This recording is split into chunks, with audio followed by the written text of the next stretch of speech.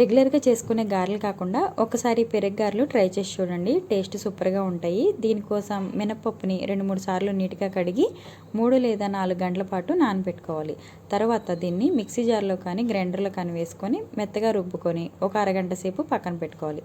తర్వాత స్టవ్ మీద కళాయి పెట్టుకొని నూనె వేడెక్కాక పోపు దినుసులు, ఎండుమిర్చి వేసుకొని అవి వేగాక ఉల్లిపాయలు, పచ్చిమిర్చి, అలాగే కరివేపాకు, కొద్దిగా పసుపును కూడా వేసుకొని వీటిని వేయించుకోవాలి.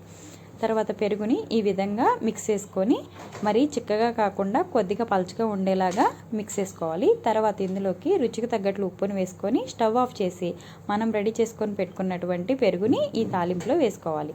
ఇప్పుడు గారెలు చేసుకోవాలి. దీనికోసం ఆయిల్ హీట్ చేశాక ఆయిల్లో వీడియోలో చూపిస్తున్నట్లుగా గారెలు వేసుకొని 2 వైపులా గోల్డెన్ కలర్ వచ్చే వరకు వేయించుకోవాలి. తర్వాత దీన్ని మనం రెడీ చేసుకొని పెట్టుకున్నటువంటి పెరుగులో ఈ గారెలను వేసుకొని 2 లేదా 3 గంటల పాటు అలా వదిలేస్తే ఈ పెరుగు అనేది చక్కగా పీల్చుకొని టేస్ట్